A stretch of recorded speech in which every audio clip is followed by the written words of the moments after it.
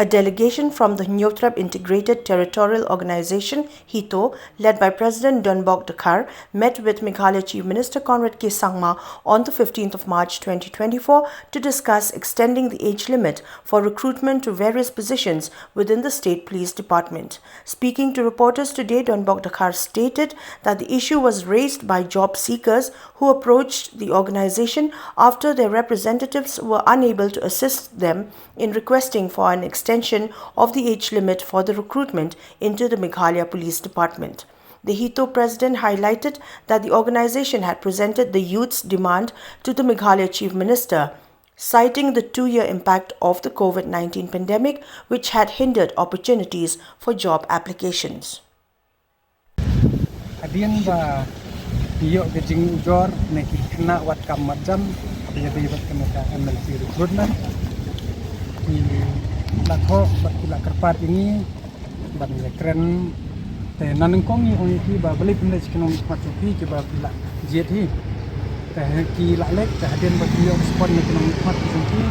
jadi pikir yang selection ni tengi ni lek na ni kan kita khas ban kentiu ikan ni ka nah itu buat menteri tentang ini kita urut kita ini bahaya ke kampung ni kadai ditunjuk sendok ini Henry Bon ki bos ko apply kan ka apat age limit nomor mencuba kadai adu life card hadi hatu ko por kartu ni la por bingi tho lar na life nyo ho me kata de kai pa ko baja menne pa ni keren ong ni sto bahaya ke kandon ain ke kanun de na kalian ke police department kam tre nomor ko ong ba hadu life week la mensa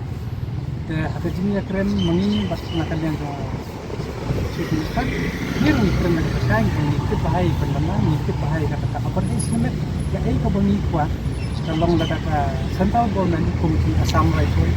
ya kita disipai kita central forces, kita pandai ya kebutuhan ya kata apa age limit, apa di hari bu minta hari aku ya pelasan kenteng Rio, ini kita pan short line ke Bandung kata kalau dekat untuk review ke Bandung Kila menek nomor spesifik nomor kini kalau kaba long hapok ke kekaan nomor one shop ini kita buat ini nak kena ini nak bisno ni kan mana yang kalau bagus sangat kalau in examine but mencari ingkop ni